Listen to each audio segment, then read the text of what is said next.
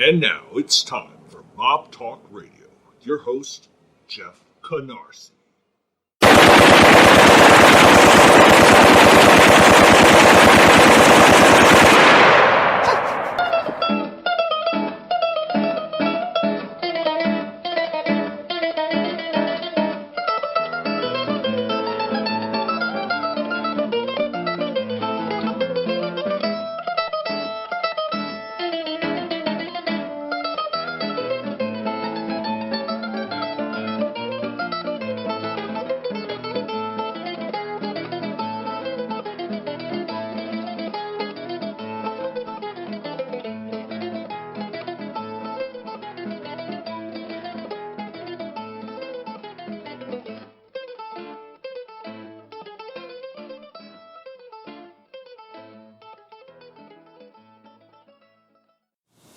And welcome to Mob Talk Radio. I am your host, Jeff Canarsie. If you are a Philadelphia La Cosa Nostra fan, today you're going to get everything you need to know. You're going to get updated, and I'm going to put you right in the pocket of what's going on in Philadelphia. There's a lot of people reporting some things, and a lot of other people reporting things that really aren't particularly accurate as far as the street goes. I'm the guy that knows the streets, and that's why you listen to my show, because nobody's going to give you better updated information. Now, what we can say is this. Unless you've been living under a rock, Joey Merlino was picked up in a 40-member racketeering case based out of Florida, New York, Philadelphia. We're going to get into the actual details of the entire case. But that is going to have big ramifications on Philadelphia. Joey Merlino was the only one picked up in the indictments from the Southern District of New York. He was the only Philadelphia member picked up, and he's looking at 20 years. So what is this going to do to Philly? And there's so many little intricacies when you talk about Philadelphia La Cosa Nostra that if you don't get it right or you don't explain it the right way, you can kind of get lost in translation. So this entire show today is going to be about Philadelphia La Cosa Nostra. What are the pros and cons if Joey Merlino goes away, and who's going to come out of the woodwork? Because there are going to be some guys that are coming out of the woodwork. There are going to be those that, like Georgie Borghese, who aren't going to sit by very long and wait to see what happens. They're going to make a move. And then there's guys like Philip Narducci, who I think really are odds-on favorite to take over the crime family if Joey goes away. Because I don't think this time, if Joey ends up getting sentenced to 20 years, he's going to lose complete control of the crime family, and you're going to see some moves being made from the inside out. So we're going to take a quick break. When we come back, we're going to get right into the Philadelphia La Cosa Nostra.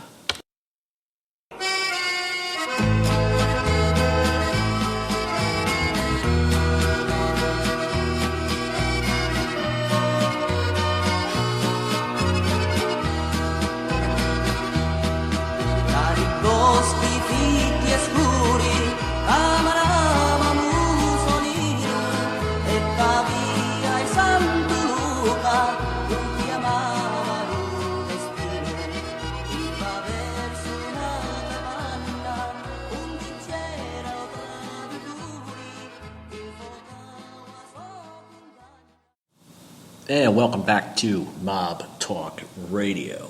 We're talking about Joey Merlino and the Philadelphia Mafia. And unless you've really been paying attention, Joey was picked up with 40 other alleged members of organized crime out of the Southern District of New York, with crimes ranging from racketeering, extortion, loan sharking, gambling, medical insurance fraud, et cetera, et cetera, et cetera. What is important about this is that this is the second major case to come against Joey Merlino in a long time, and he's already done a 14-year bit, and he's looking at a 20-year bit this time. But what is important is that there were a bunch of made guys that were also picked up with Joey Merlino in this indictment. And so it's important to know who these guys are. From the Genovese crime family, Pasquale Perello, Conrad Iannello, Anthony Canigliaro, and Eugene Onofrio. Out of the Lucchese's, Marco Menudo. Out of the Gambinos, a fairly recognizable name, Danny Marino. From the Bananos, Pasquale Marino and John Spirito. And what's very interesting about this in general is that if you look at this indictment from the outside, okay, what is Joey exactly being charged with? Well, he's being charged with racketeering, extortion, gambling, and medical insurance fraud. There is no violent crime, no murder charges attached with this. However, he is looking at a 20-year sentence. But what is strange is how the Federal Bureau of Investigation wrote this up. They seem to think that Joey Merlino, who is the undisputed mob boss of Philadelphia, met with capos from different families, mainly Pasquale Perello, who owns Pasquale Rigoletto's in the Bronx, an Italian restaurant, and Eugene Rooster Onofrio. He apparently met with them, and they established some sort of agreement to infiltrate the medical field, to put money out on the streets, et cetera, et cetera. Now, what would make this very different from anything you've ever heard is that historically, you don't see a mob boss meeting with captains from other crime families to set up businesses. It doesn't, right off the bat, it doesn't smell right to me. I just don't think that that's something that Joey Merlino would do. He seems a little bit smarter than that to me. But what the FBI is saying is that they have 800 recorded conversations from various and multiple informants, not just one. But it's all coming back to a guy named John Rubio, who apparently is the confidential informant of the FBI. He was a Genovese associate and good friends with Pasquale Perello, or Patty Perello, as they call him in the Bronx. So it looks to me like more or less the FBI is trying to connect the dots once again with Philadelphia. I think it's also intriguing that Joey Merlino was the only person picked up from the Philadelphia mob family. So from what my sources are indicating to me, this guy John Rubio was facing a series of allegations himself, decided to start taping Joey Merlino, and the FBI promises that when this does go to trial, you will hear Joey Merlino exposing himself as the boss of Philadelphia, et cetera, et cetera. But at the end of the day, I have a really, it's just a stretch for me to believe this, because I just don't, you go back into the history of the mob, and this is not, you're not going to see a mob boss go and meet a capo from another family. Mob bosses deal in business together, and they allow underlings to handle business and stuff like that. So for me, it's a little stretch. Joey Merlino's lawyer seems to think that it's a stretch, but he is looking at 20 years, and that is already having ramifications on Philadelphia. Now, before we go any further, I do want to say one thing. Nicodemo Scarfo passed away a couple weeks ago. I was going to do a show on that, but I have covered Philadelphia so much and extensively historically that I really didn't want to go there. But I need to thank Dan Pinkard from Chicago area. He actually called me and let me know that Nicodemo Scarfo had passed away in prison. He sort of broke the news to me. I didn't even know. I had heard rumblings that he was sick, but I didn't realize how bad it was. So thanks, Dan, for that information.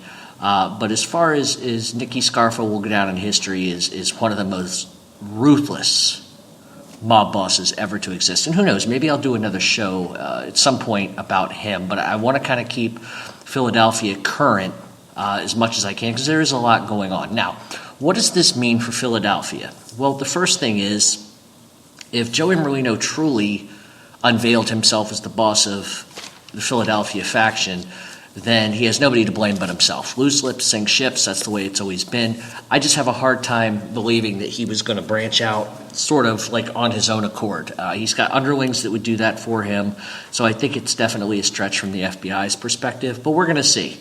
He was released on, obviously, $5 million bail, which he covered, and we'll see what happens. But what does this directly mean for Philadelphia? Well, the thing is, we got to go back just a little bit. And the reason why we have to go back a little bit, because I've reported on this hundreds of times, is that Merlino, once he got out of prison, reestablished himself in Florida. He started having problems with George Borghese. Now, everybody that listens to my show knows I've talked about this at length about Georgie Borghese, but let's just break it down. More or less, when Georgie Borghese went back to prison, Marty Angelina took over all his rackets. When Georgie Borghese gets out of prison, he wants his racket back, and Angelina's not going to give it back to him. So Borghese goes to Merlino, asks Merlino to sort of intercede in this, and Merlino says, no, I'm not going to do anything.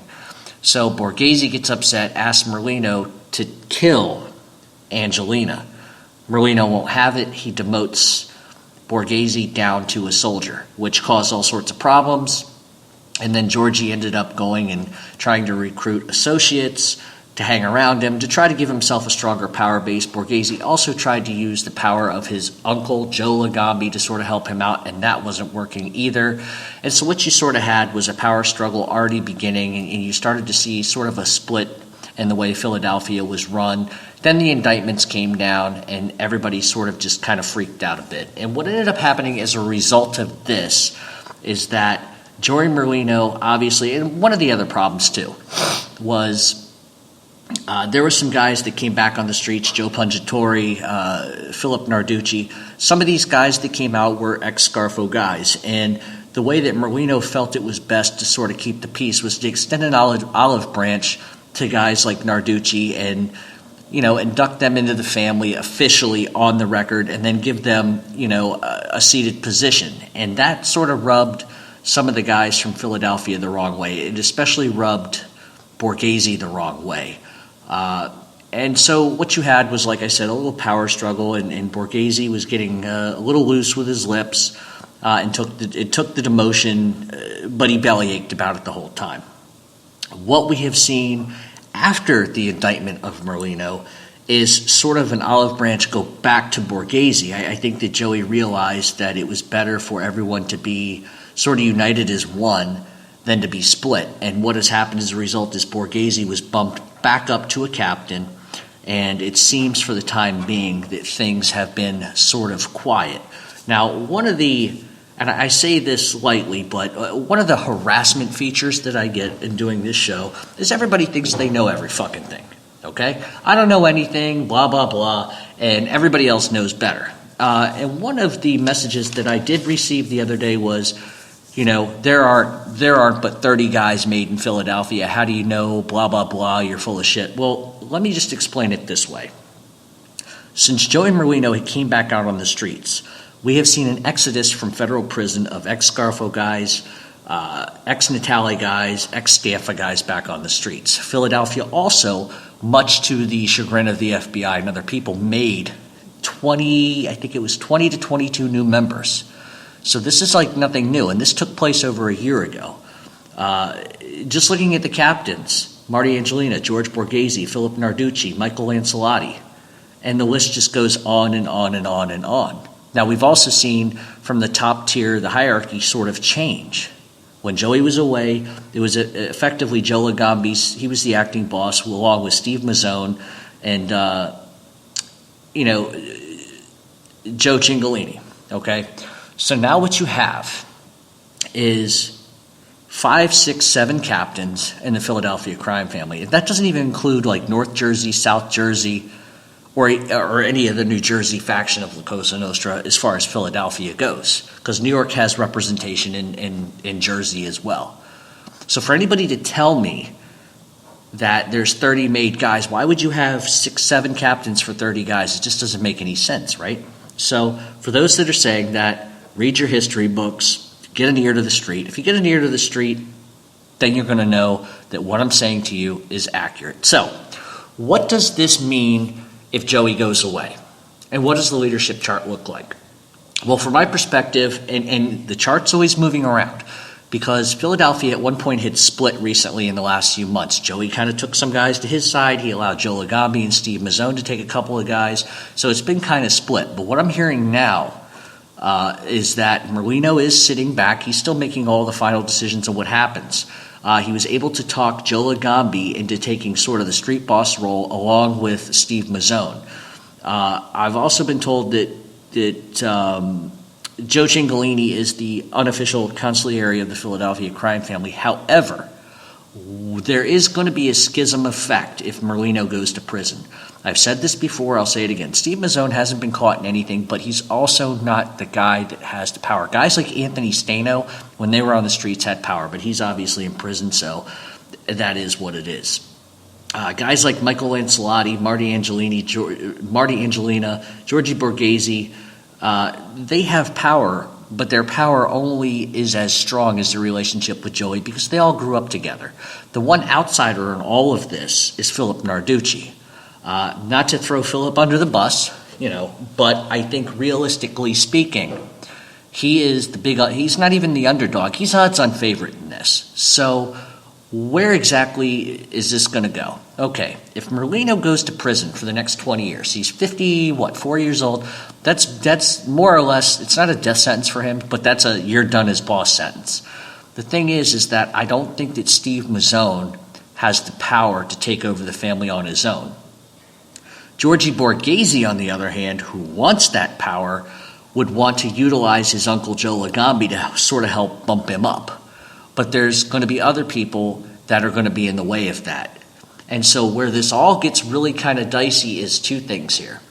Is Joey Merlino going to be able to keep control of the Philadelphia crime family if he goes away? I don't think he will. I think it'll be short-lived. He's obviously, he could be like Nicky Scarfo and sit behind the wall and scream all day long that he's still in control of the family. But realistically, the only mob boss that is still in control of his own family is Carmine Persico. And that takes balls because he's been in jail over 30 years at this point. But I realistically think if Merlino goes away, you might as well take him off the board. He may have some say, but he's going to do a big bit. I don't think Joe Lagambi was very reluctant to take the street boss, and only because rightfully so, he's older, he's done his stint in prison, he just got, not even a year and a half ago, was acquitted of charges after spending a year waiting for trial. There's no way he's going to put himself in a position to take a pinch at his age. Steve Mazzone doesn't have the power. Joey Cingolini doesn't have the power either. So what you're going to have to do is you look at the captains and who are the guys on the streets that can bring it. Georgie Borghese can't bring it, but Georgie Borghese is ballsy enough to try to bring it. And he can only do that, and especially when this becomes a power vacuum, because that's what it's going to become, a power vacuum. The only way that Borghese can gain any headway into this is by getting Joe Lagambi and Joey Cingolini on his side to back him. But then you're talking about the associates and hangers-on also have to back him as well. I don't see that being the case. Marty Angelina's crazy enough for it, but then again, he's one of these guys that's temperamental and can't stay out of the can for stupid shit like drinking in public. Mikey Lancelotti, who I happen to really like, he's got a little bit of power base, but he's moving a lot of operations just like Borghese down in Delaware. So, once again, this becomes is Joey going to favor, if Joey favors any kind of move on the outside by these guys, is he going to favor childhood friends, or is he going to go with guys like Philip Narducci who are definitely a part of something a lot stronger than what it is currently? So for my money, and I say this lightly, I think that somebody like Philip Narducci, who is Scarfo-era guy, gets out, Joey extends an olive branch, gives him, it makes him a captain in the crime family. This is a guy that's sitting back, you don't hear a whole lot about, even though he is getting ready to open up a restaurant in South Philly. You don't hear a lot about him other than just the usual banter.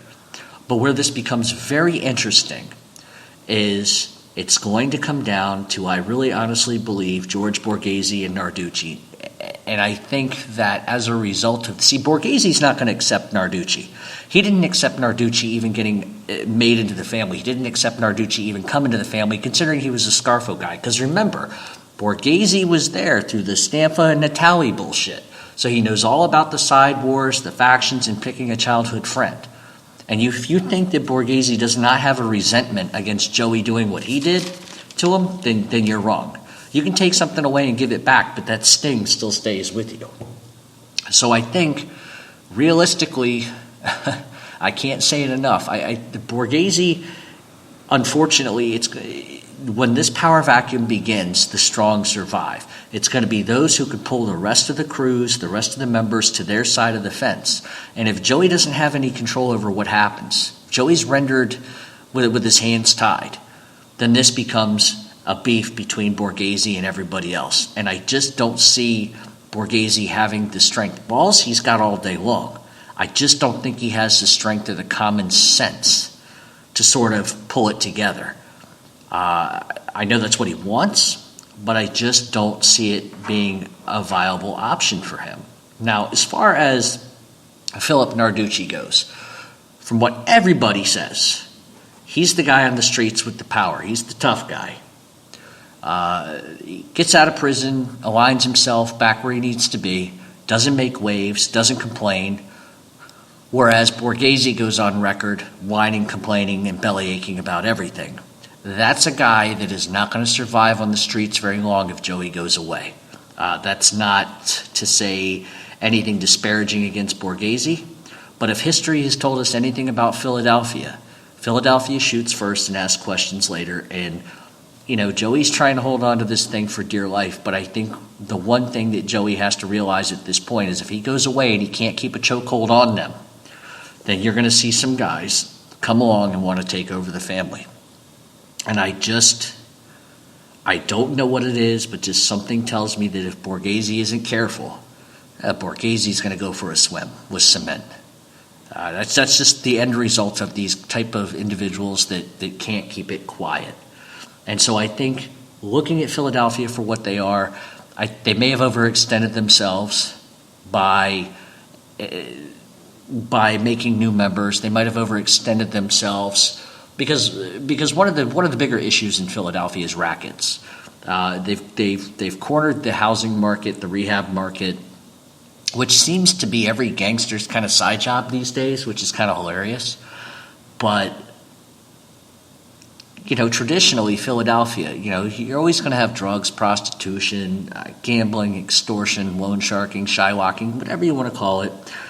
But the problem is that you're such in a small confined area of Philadelphia. They can only move in Jersey, but so much. They can push Delaware a little bit. They can push some other places, but we're talking about a relatively small area. Whereas in New York, Brooklyn, Bronx, it just goes on and on and on and on and on. And then they extend further out sometimes. But to be pigeonholed in Philadelphia with 5 rackets and 120 made guys, this is going to turn into a very, very interesting situation. Because from what I understand, one of the concessions that Joey Merlino did make was changing the percentage that comes up to the top. He realizes that with as many people, with not as many rackets, sure, there could be enough money to go around, but don't pigeonhole your own crew and your own men by doing what your predecessors have done before you, which is hog money, and Joey hasn't done that. One thing Joey has tried to do is branch out, which this may be a result of the indictments. But at the end of the day, and this is a question that, not even really a question, just a statement. You take 10 people and you tell them all there's only one job. Each of you will get a percentage. How long do you think it's going to be before guy 2 and guy number 4 fight it out? It's not going to take long. You can only go for so long with so little. And so I think Joey, from that perspective, is sort of been gracious and allowed guys to survive and earn and do their thing. But under somebody like Borghese, it's not going to happen. Because I don't think Borghese's the type. He's not the same mold. He definitely isn't the same mold. And so I think looking forward, the next few months are going to be very interesting because you're going to see waves starting to get made pretty quick. Because usually the general consensus when a guy goes to trial is there's a general consensus behind the scenes of, he's probably going to go away. So you start to pad yourself and align yourself a little bit. But I don't think that, realistically, I think your George Anastasias and some of your other writers would say, Joe Agambi would be the most respected, so he would take over. But the one thing that they fail to tell you every single fucking time is that Joe Agambi's in his 70s. He takes another pinch, that's a life sentence. He doesn't want that, which is why when Joey got out, he stepped down and took a consigliere role because he just didn't want to be the street boss. Steve Mazzone, who's never really been caught in anything, which I think is very strange, he's just not strong enough. He's not strong enough. The stereotype that we see, especially through the lens of cameras in our country is, the gold chains, the tracksuits, this, that, and the third and the fourth. There's definitely an archetype when it comes to mob type of guys. And Steve Mazzone doesn't fit that archetype, which is good. But then at the same time, with your name has to come fear, has to come power, has to come charisma. That's what attracts you to people. That's what makes people come across the line and say, okay, yeah, I'm going with you because you're a tough guy and you get stuff done and I trust your decisions. How anybody can sit here and tell me Georgie Borghese is that guy? He might try to look the part. But keep in mind, this is the fucking numbskull that opened up the social club on Packer Ave. Who does that? Then gets caught on camera repeatedly coming in and out of that place. Philadelphia is on the radar because of things like that.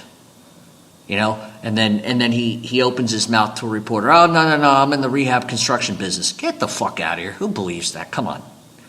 That's like when people ask you, they always stand by, I'm in the sanitation and construction business. Of course you are, but you're breaking legs on the side. Come on. But Georgie Borghese's not a leg breaker. He's a, what is it called? Little Lord Fauntleroy? What is that? He's the type of guy who kicks and screams, moans and belly aches over stuff that's out of his control, gets what he wants, and still secretly wants everything else. So it's going to become a power struggle on friendship. Is Joey going to allow Borghese, Mazzone, and childhood friends to take over if he goes away, or is he going to try to contain himself and keep a stranglehold? I don't think under any circumstances, as much as I like Joey, I don't think there's any fucking way he can keep control over what these guys do. If he goes away for a 16, 18-year bit, guys are going to say, you know what, you're in the can? Sure. You may have maybe Lagambi take over temporarily. You may have Steve Mazzone take over temporarily. But believe me, guys like Narducci are going to see that, and they're going to wait. And I'm not trying to put words in Philip's mouth. I'm really not. But when it comes down to who's a gangster and who isn't, Borghese's not a gangster. He's like Angelo Lutz. Angelo Lutz was a fat slob. He's a bookmaker. That's all he was. But he only had any power because he was around Joey Merlino, Anthony Stano, and some of these other guys. You take away Merlino, who is Lutz? He's fucking nobody, right? Same thing with Borghese.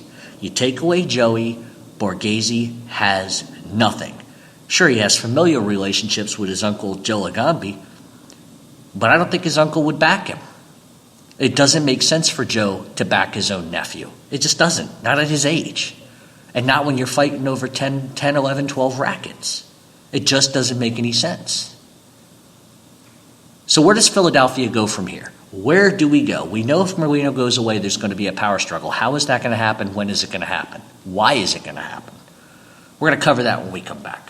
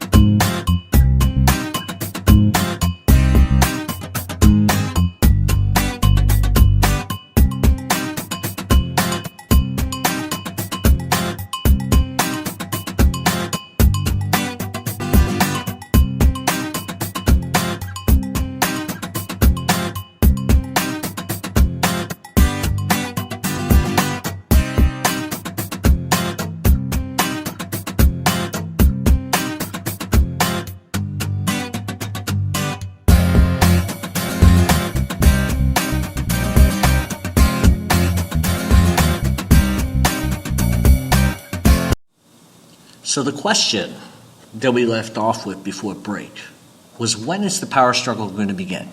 It's already begun, especially when Georgie Borghese tried to align himself with associates and hangers-on to try to give himself a little power boost. But the one thing that you're seeing, and it's very Machiavellian in every sense of the word, is that Philip Narducci is not saying a word. He's running business, doing book, doing whatever he's got to do as far as what his enterprises are. Georgie Borghese is the only guy you're hearing talking. He's the only one. And that's a bad sign. That's a bad sign. And so at the end of the day, when you look at Philadelphia, the one thing that you have to understand, if you're a mob fan, aficionado, whatever it is, if you understand the rackets, this is what I always try to hit home on, and I'm trying to teach everybody something here. When you're in New York and you have 50, 60, 70, let's even break it down even easier. There's always conventionally the same rackets: extortion, racketeering, loan shark and Shylock, and drugs, prostitution, bid rigging, gambling. So we've always got the traditional rackets, but now with today's mob and some of the young guys, now it's computer fraud, credit card fraud, blah, blah, blah, blah, blah, blah, blah. Things are, technologically, everything moves ahead, and the mob always moves ahead with it. Now, the thing is, when you look at New York, you got all the boroughs: Brooklyn, the Bronx, Staten Island, Manhattan, Long Island, Queens. You just, you go over it, and over it. Each one of these places has 60 or 70 places that you can do these things in. And so New York has a wide range of areas to work, and that doesn't stop guys from New York to go to Connecticut, Rhode Island, Massachusetts, Vermont, New Hampshire, even to the south, Florida, Virginia, So they're able to put themselves in positions to have 50 or 60 places to collect book from rather than just one. Or they have 50 or 60 places they're shaking down rather than one. So if you understand that, then you understand the basic calculation of math and money, because if you have one place you're collecting from, you're going to max out at whatever your VIG is plus your interest, on top of the principal. So you're going to be stuck with just that. That's Philadelphia. Philadelphia may have 10 places, collecting VIG, collecting interest, then add the principal. But when you're in New York, you got 70, 80 places you can do this at. That opens you up to make more money. It also opens you up for indictments and etc. But that's the difference between Philadelphia and New York right there. Philadelphia is working in a small circle, and they're monopolizing sometimes 2, 3, 4, 5 times on the same fucking enterprise. And this is why indictments happen. Because it's one thing to just, I've always said to guys in that life, how much is enough? You got guys that make $1 million a year, $2 million a year, $3 million a year. They're okay with that. They're quiet, they're reserved, they don't bother nobody. Then there's the guys that make $1 million a month that just can't stop. How much is enough? Do you have to be able to wipe your ass with $100 bills? Do you have to sneeze on fucking $100,000 paychecks? So how much is enough? This is the big problem with Philadelphia. And it goes back to the days of Angelo Bruno. The docile dipshit, as I like to call him. Because even though he was the docile don, and he didn't believe in violence, in violence and controlling your men. That's exactly the reason why they killed him in the end. He was greedy, pinched the quarter till the eagle screamed. Didn't want anybody to earn any money off of drugs, but yet he was taking kickbacks from it, allowed the Genoveses to operate in Jersey, which was technically their territory at the time, to sell drugs. He allowed the Riccoboni faction to sell drugs, but his own men weren't allowed to profit and make any and do it themselves. And so if you use that ideology of don't do this, but yet I'm going to do it and it's okay for me, then what you end up with is a coup. And for anybody that tells me that John Stanfield wasn't in on the Angelo Bruno hit, you're out of your mind. And we've talked about the Bruno hit and who was behind that. Because it may surprise a lot of you that Chin Gigante was behind that. Totally behind that. But that's a story for another day. But it comes down to the basic principle of everybody wants to earn, right? But when you're limited by your surroundings of how you can earn, then you see a situation like Joey Merlino going to New York and trying to earn and make a little extra here and there. But my question becomes, why does Joey even need these guys? He doesn't. He's the boss of a family. Why is the boss of a family even in the Bronx to begin with? Meeting with a restaurateur and a wannabe. Which, from what I understand and from what I'm hearing, Perello's also talking too. I can't confirm that, but that's just what I'm hearing on the streets. That it ain't just the guys you keep reading about. Multiple people. And so what this does is in some ways, I don't think this scares Philadelphia wise guys at all. In fact, this is probably the best news some of them have heard in a long time. Because if any of them had aspirations of taking over, believe me, they're going to get their opportunity now. And I don't think Mazzone's ever shown an opportunity to think differently than Joey Merlino. I think the one thing that he has done differently is he's kept it low key. And that's good for him. But, pomp and flash and everything else that comes with certain people that are at the higher levels of that lifestyle. Steve Mazzone's not a flashy guy, which is great for the mob, but at the end of the day, I don't think it's enough to convey or enough to push him over the top to take over. But Joey's probably going to want that. And this is what's going to be the other problem. If I know Joey, like I suspect I do, he's going to want somebody he can trust to take over, somebody he can filter messages through, somebody he knows he can talk to and make sure what's done is good for him and he agrees with. So that gives you a couple names: Borghese, Lancelotti, Lagambi, Mazzone. How much does Joey trust Narducci? Probably not a whole lot, because Narducci was a Scarfo guy. And so when he extends that olive branch to Narducci, it raises eyebrows from the rest of the guys he grew up with. Because, wait a minute, you're going to bring a Scarfo guy just get out of the can, a guy who probably at one point wanted to kill you, whose own father was whacked in a mob hit. You're going to give this guy, not only are you going to induct him into the family under the Merlino name, but you're going to make him a captain? What, are you out of your fucking mind? So it raised eyebrows. And Joey didn't do it because they're best friends. Joey didn't say, hey, Philip, we're going to do this. We're going to bump you up, give you a promotion because you're such a great worker. It had everything to do with extending an olive branch so they didn't have problems going further because Narducci has the power, the balls, and the strength to do something. He's not the guy that's going to lay down and take it. Now, Borghese may not lay down and take it either, but he's loose about it. And Borghese's going to rely on childhood friendships. And there are no friends in that life. Why Borghese needs a fucking history lesson is beyond my understanding. But it's just going to come down to, just Joey, who could Joey put reasonably that could control the family? Lagambi will do it, but I don't think he wants to, and I think he's going to try any way he can to weasel out of it. I don't think Mazzone has the strength. I think if Anthony Stano was in the streets, that's a different story.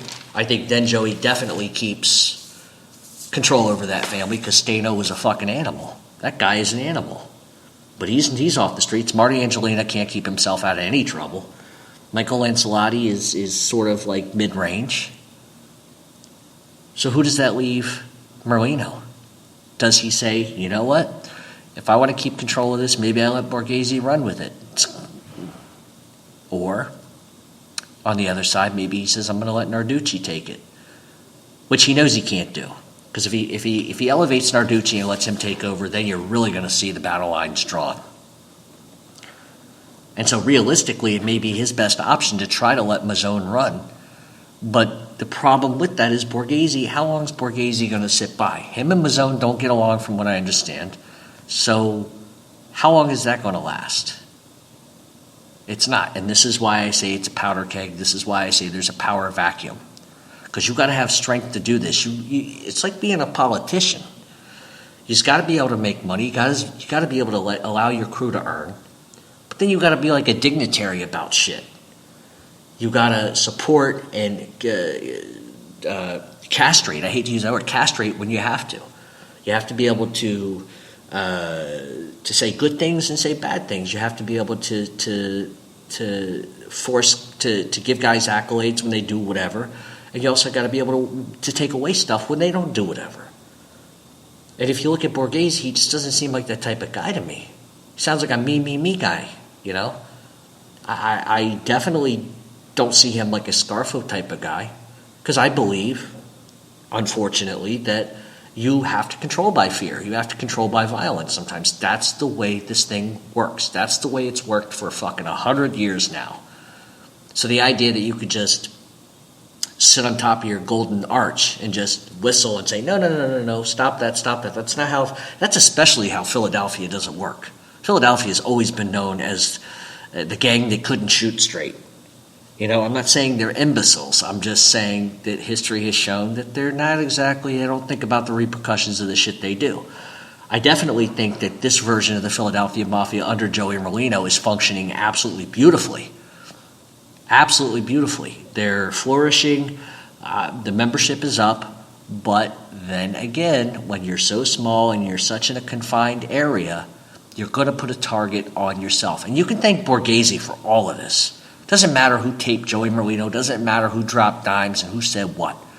When Borghese opened the social club and started belly aching to anybody that would listen that he didn't have what he thought he should, that's what creates a problem. Joey steps in, he tries to resolve it, demotes him, creates more problems, then re-promotes him.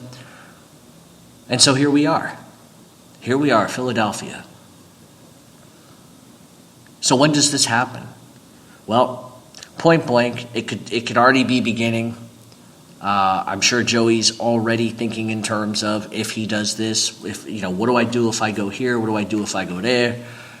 But at the end of the day, I think the only way that this does not turn into a power vacuum and a war is if Narducci relents and just allows people to do what they got to do. And I don't see him doing that.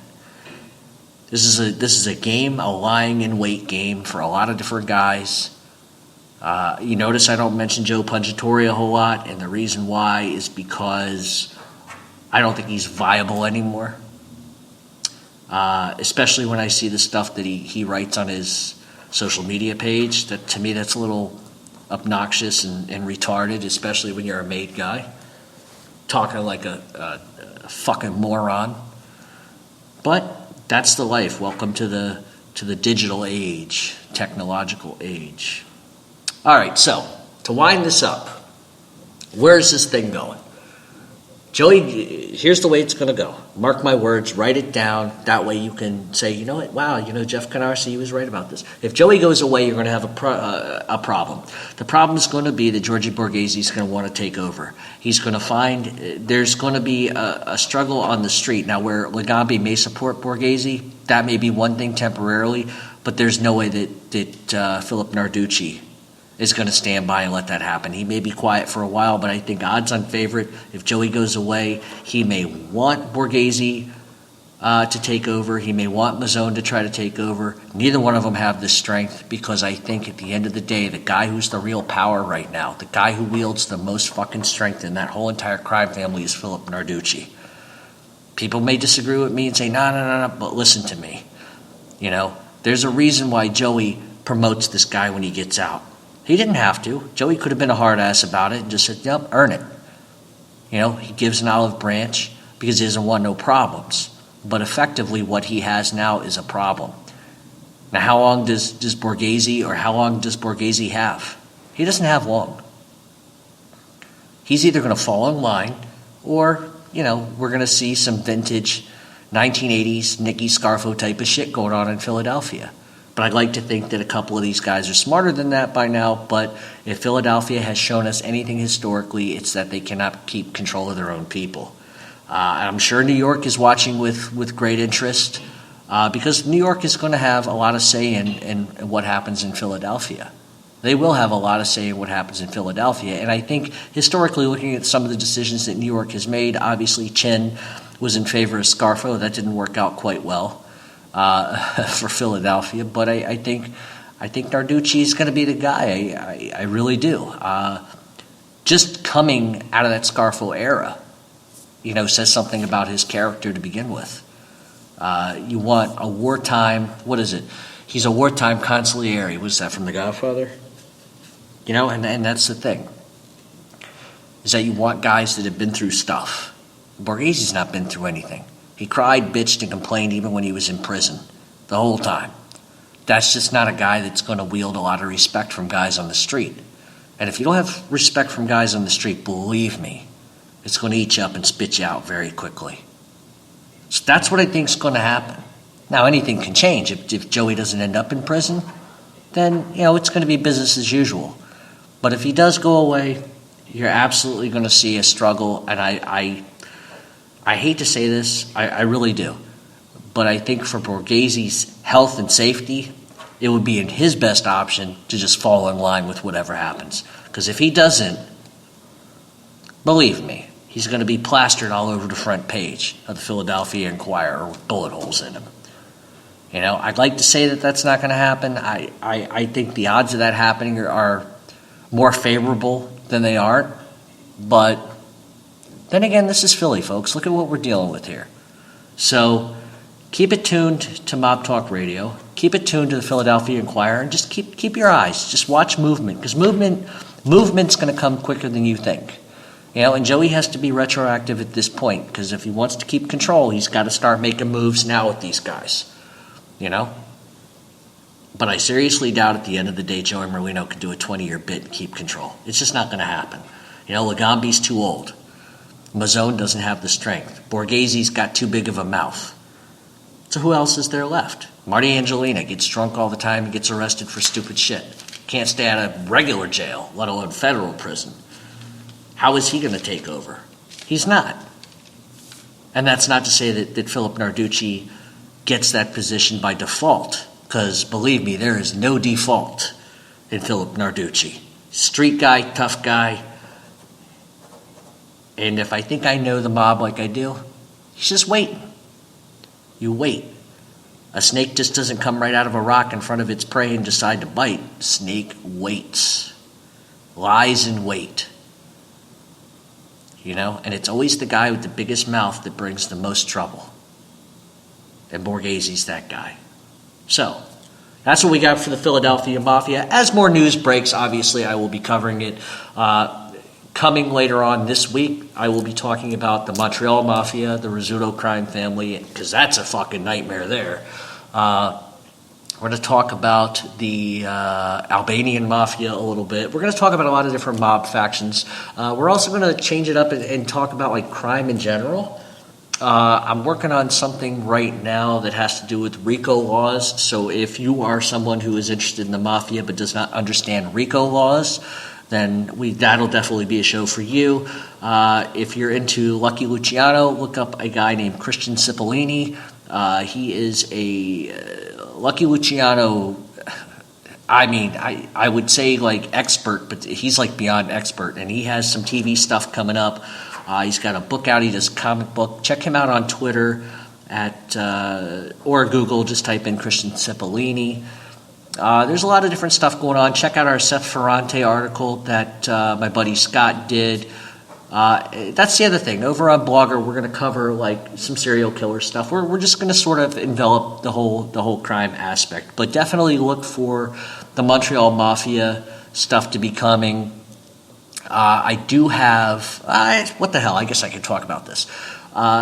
Depending on how certain things go, and I can't get into details, but I've been approached about doing a docuseries that would premiere essentially on YouTube from famous mob hangouts or famous places of mobs, outside Sparks Steakhouse where Paul Castellano got whacked, where it's sort of like a walking documentary, which I think is really cool. I've been approached about that, which I think I'm going to do that. There's some other things that I've been approached to do, but at the end of the day, it always comes down to a couple of things. This is not a money issue. It is a what interests me issue, because you can be fascinated by the mob in all different kinds of ways and all different kinds of categories. But at the end of the day, I want people to understand and learn something. It's not enough for me to talk about John Gotti, for example. I want you to understand John Gotti. I want you to understand the perspective, the mindset. Now, there is some truth to not knowing the person personally. You can't know their mindset, but the street mindset's always the same. That's never going to change. 100 years from now, the mafia will still be where it's at. So when people say to me that the mafia is dead, they're not the same, very true. They're definitely not the same as they were, but they're still there, and they're always going to be there. And there's a reason for that. And that goes back to the history of the mob and everything else. We're also going to start doing like some mob boss type of shows where we just specifically talk about one person instead of one crime family. But then again, like if anybody has any ideas or there's a subject they want me to cover or there's something they want to learn about or they want to hear more about like Las Vegas or Chicago or even the mob in Virginia because there are organized crime in Virginia. Or if they want to talk about Yakuza or the Irish mob or the IRA or the Sinn Féin or whatever it is, just let me know, and we'll be glad to sort of cover it. This is, as much as I enjoy doing this, this can be filled with headaches at times because you can't imagine the sort of hate mail I get. Probably the latest one was I gave Canarsie a bad name by even being around John A-Light, which he's calling himself A-Light now. Or elite. Which one the fuck is it? But see, I guess that kind of goes with the territory with him, doesn't it? Because 6 murders, 7 murders, 8 murders, 12. Which one is it, John? I don't really want to talk about the guy anymore. He's a waste of fucking space. But the point is that, it is what it is. Apparently I give Canarsie a bad name by hanging out with a rat. I hung out with a rat a while ago. So yeah, did I give... I didn't give Canarsie a bad name. I gave myself a bad fucking name. Who are you kidding? So keep the threats coming. They're enjoyable. I get a big kick out of them. Check out Christian Cipollini. Check out the True Crime page on Facebook. Check out Mob Talk Radio on Facebook. Hit us up on Twitter. We're on Twitter as well. And any questions. I get a lot of questions from guys. Anybody that wants to email us, me personally, hit me up on Twitter. Ask me whatever question you want. I'm glad to answer whatever you want. I'm also glad to take criticism. I don't mind criticism. What I don't like is some of the other shit I've been getting, which is, fuck you, rat, fuck you this, fuck you that. Everybody's an internet tough guy, but the funny thing is this. A lot of these people keep saying to me, and it's something I see an awful lot. I got pretty thick skin. So when people say to me, you don't know what the fuck you're talking about. Okay, well, here's the challenge. If you think you can do what I do, deal with the John A. Lights of the world, deal with FBI, deal with overfed fucking journalists who think they know something they don't. If you think that you're better than me, then go ahead and try this yourself. And I guarantee you within a week you're going to be pulling your fucking hair out. This isn't easy. Ask my friend, my friend. He's a lawyer too. He knows what I go through. He sees it on a daily basis. Like when they take the picture of the president, like when he comes in office versus after he leaves office, he always looks like shit. I would love to see a picture of you 1 week before, 1 week after, and see what it does to you. This isn't easy. My family's been affected by this. So this isn't as simple as I get on here and say whatever the fuck I want. Everything I say has consequences in some shape or form. I got a lot of fans, I got a lot of haters, and that's just life. But I do it because it's what I enjoy. And for those that are saying I'm making money and making a killing, that's believe me, if I was making a lot of money, I could be doing a lot of other things. You think I would intentionally put myself in this position? So at the end of the day, thank you for listening to the show. And for those that do listen and those that do send positive feedback, you are the reason why I do this. I don't have an ego about it. I just know what I know, and I talk about what I know. This isn't as simple as clicking a button and getting on here for an hour and a half and just rambling on and on and on, even though some shows do end up like that because I get lost in my train of thought. A lot of work goes into this, and I'm not charging nobody a dime. You get it for free. Why should anybody have to pay a ton of money to listen to what I have to say? You either like what I say or you don't like what I have to say, and that's fine. I accept you if you're like that, and if you're not like that, I accept you too.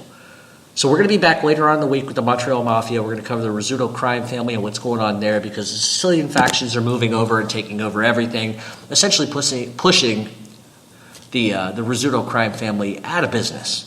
It's been a move that's sort of been happening for a long time now, but I think it's officially, the Camorra's coming in, the Calabres, Drangheta's coming in. So it's Toronto and Montreal are turning into a very interesting place. It's almost vintage Philadelphia in Montreal right now, but it's a little more vicious. So thanks for listening to the show, and feel free to contact us anytime. And we'll see you in a couple of days. Oh, and listen, final thing here. If you're a fucking friend of John A. Light's, don't fucking message me. You're not going to goad me into saying nothing. I think I'm on the record for what I think of him and the results.